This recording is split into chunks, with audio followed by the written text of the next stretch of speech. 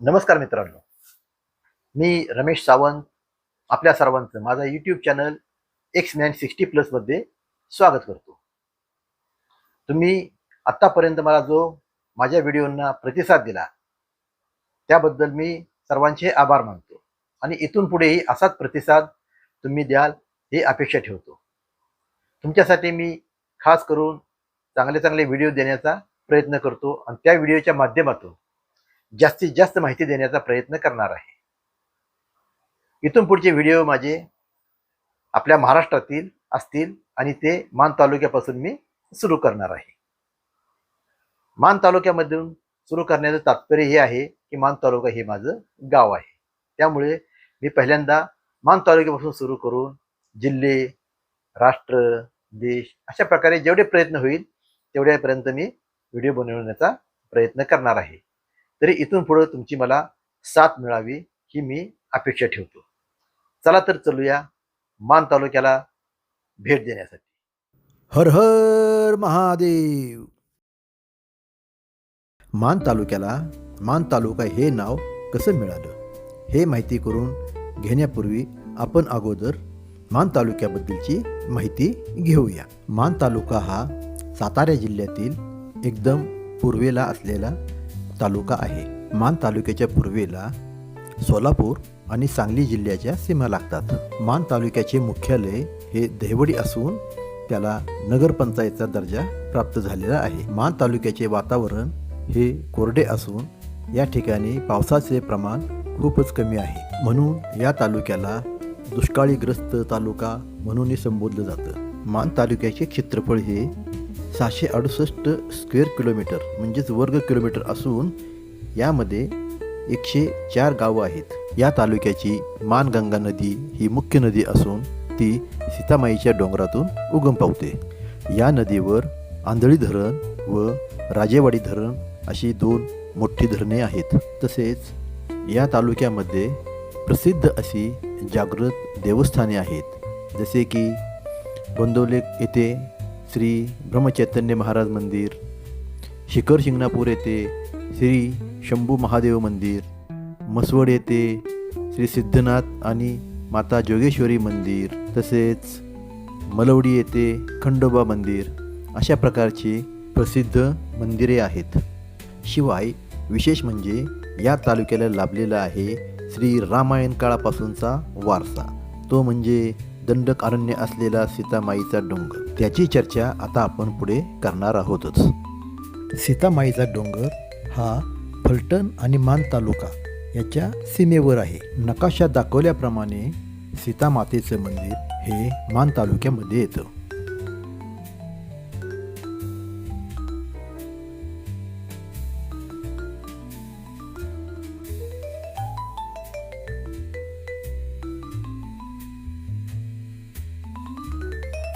आता आपण आंधळी धरणावर पोचत आहोत. या धरणाचं वैशिष्ट्य असं आहे की या ठिकाणी सीतामाईच्या डोंगरामधून येणारे सगळे ओहोळ नाले एकत्र येतात आणि या धरणापासूनच मुख्य मानगंगा नदी ही सुरू होते. परंतु मानगंगेचा उगम हा सीतामाईच्या डोंगरातूनच होतो. रस्त्याने जाता जाता आपण मलवडीमध्ये श्री खंडोबारायांचं दर्शन घेऊन पुढे जाऊया. हे एक मान तालुक्यातील प्रसिद्ध देवस्थान आहे.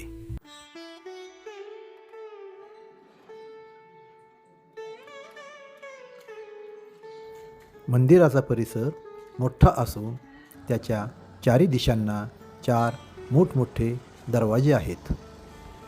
मंदिराच्या दक्षिण प्रवेशद्वारातून प्रवेश करताच आतमध्ये डाव्या बाजूला श्री तरटेश्वर शिव मंदिर आहे.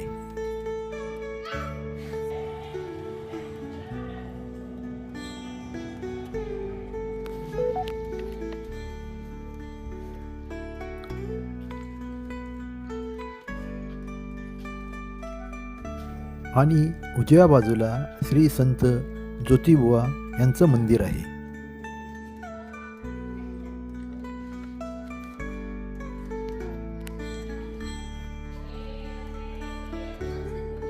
हे मंदिराचे पूर्वेकडील मुख्य प्रवेशद्वार आहे.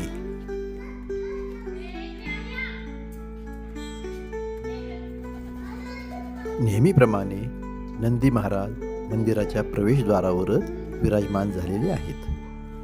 आख्यायिकेनुसार एकेकाळी 2 राक्षस मलवडी मान तालुक्यातील जनतेला खूप त्रास देत होते. राक्षसांच्या त्रासातून मुक्ती मिळवण्यासाठी जनतेने भगवान शंकराची प्रार्थना करून त्यांना प्रसन्न करून घेतले व राक्षसांच्या त्रासातून मुक्ततेची मागणी केली. भगवान शंकरांनी घोड्यावर बसलेल्या खंडोबा मार्तंड भैरवाचे रूप धारण केले.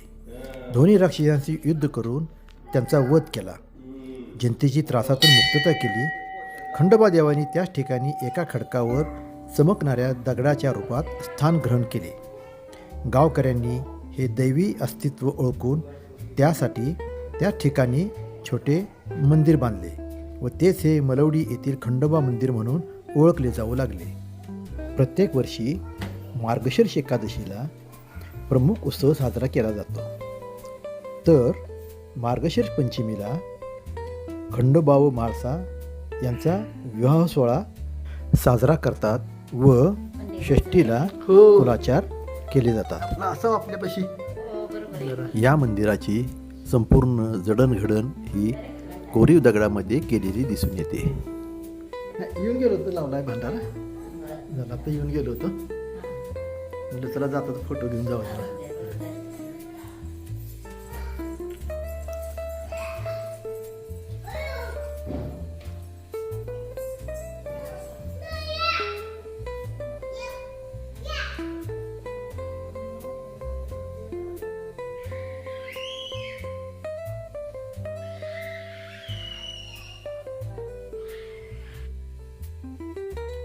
अशा प्रकारे मलवडीच्या श्री खंडोबारायाचं दर्शन घेऊन मी पुढील प्रवासाला निघालो. नुकताच पावसाळा संपला असल्यामुळे जणू काही निसर्गावर हिरवीगार चादर पसरलेलीच दिसते. हा परिसर संपूर्ण डोंगराळ असल्यामुळे या ठिकाणी पवनचक्क्यांचे जणू काही जाळीच पसरली आहे. कुळकजाईपासून थोडं पुढं येऊन उजव्या बाजूला वळण घेऊन आपण आता कळसकरवाडीपासून पुढे सीतामाईच्या डोंगराकडे जात आहोत. मित्रांनो, आता आपल्याला हे माहीत करून घ्यायचं आहे की सीतामाई माता कुळकजाईला दंडकारण्यापर्यंत कशा पोहोचल्या. इथून उजव्या बाजूला वळालो की आपण डायरेक्ट मंदिराजवळच पोहोचतो. एकदाच मंदिरापर्यंत पोहोचलो, परंतु या ठिकाणी कोणीही माणसं वगैरे दिसत नाहीत.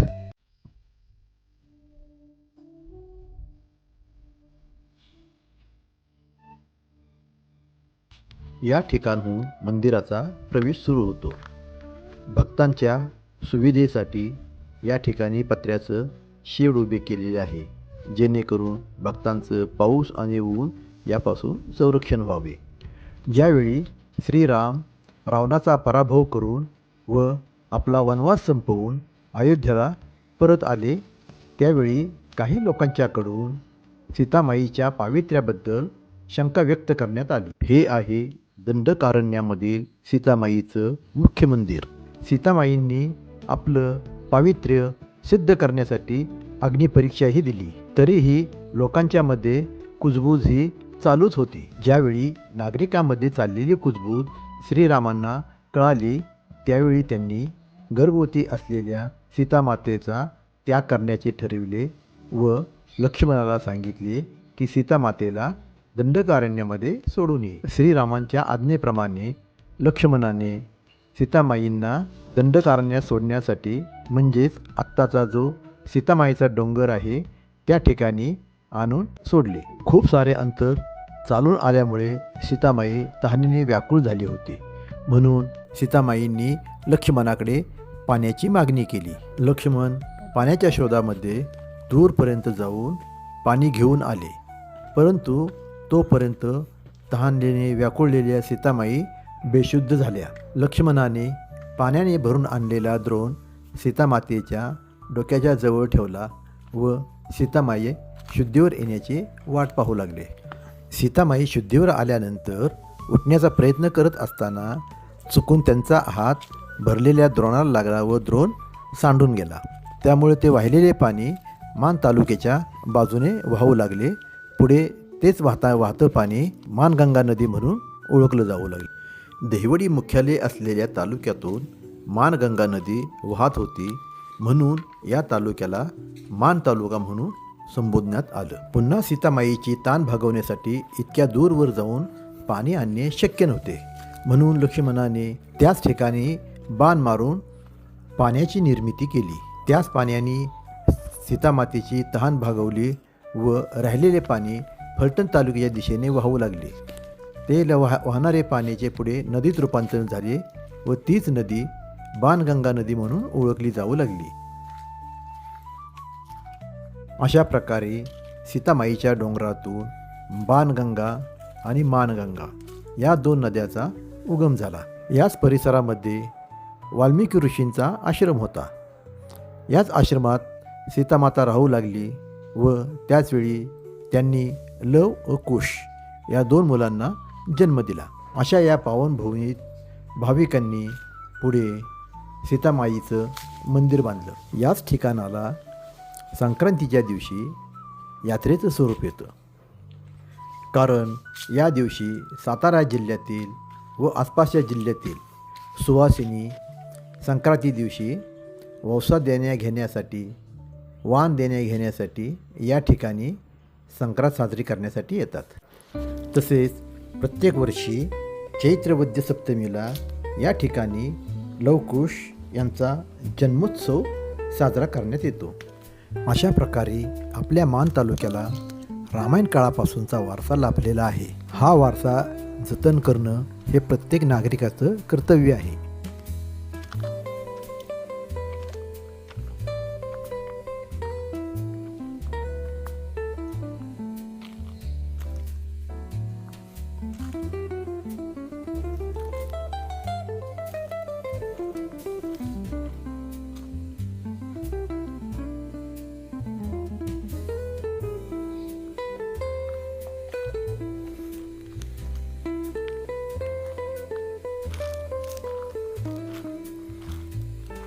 या ठिकाणी प्रचंड मैदान असून समोरच भंडारगृह आहे व त्याच्याच डाव्या बाजूला भक्तांना पाणी पिण्यासाठी पाण्याची टाकी आहे.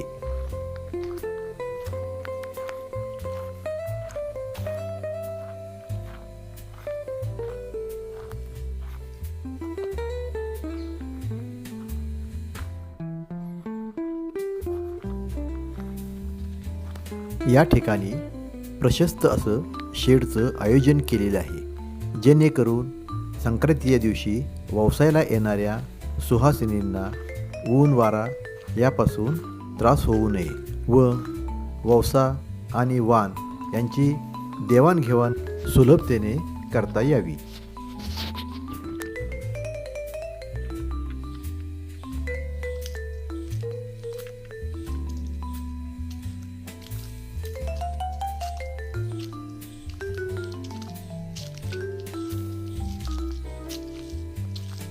या ठिकाणी छोटंसं शिवमंदिर आहे.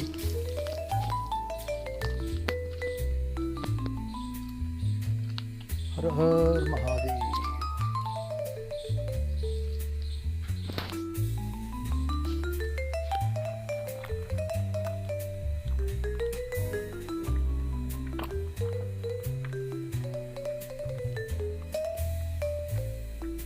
या ठिकाणी अजून एक बारव असून मानगंगा नदीचा उगम इथून झालेला आहे असं सांगितलं जातं.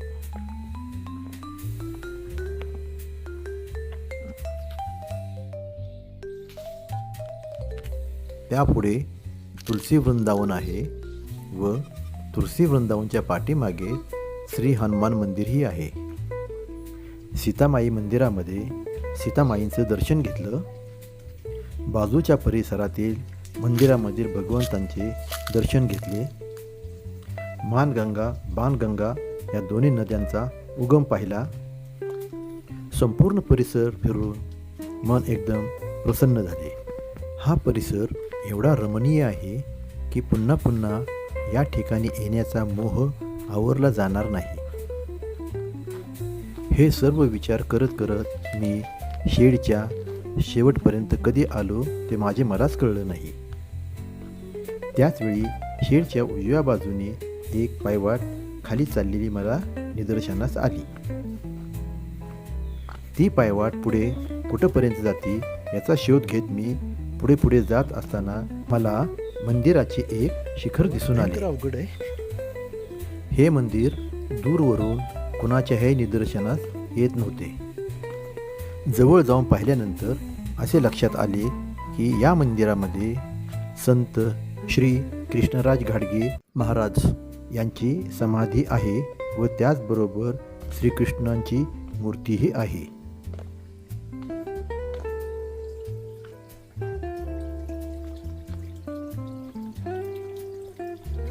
पाण्याचा खळखळ खळखळ आवाज येतोय.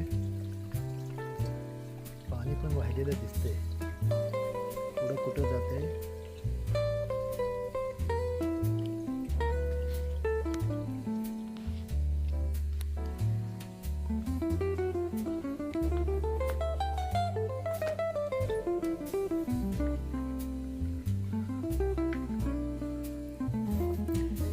वरून सगळे दगड माती ढासळलेली आहे. हा कट्टा असल्यामुळं ते इथंच थांबलेत.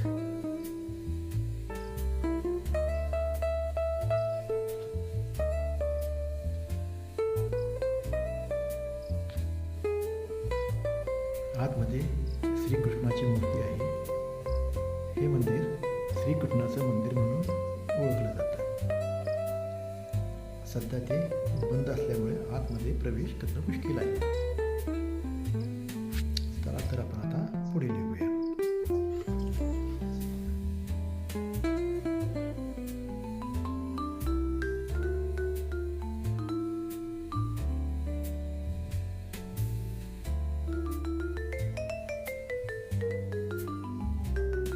मित्रांनो, आजचा व्लॉग तुम्हाला कसा वाटला याचा अभिप्राय व सुझाव तुम्ही कॉमेंट बॉक्समध्ये लिहून जरूर कळवा. चला तर लवकरच भेटूया पुढच्या नवीन व्लॉगमध्ये नवीन माहितीसह. तोपर्यंत जय हिंद, जय महाराष्ट्र.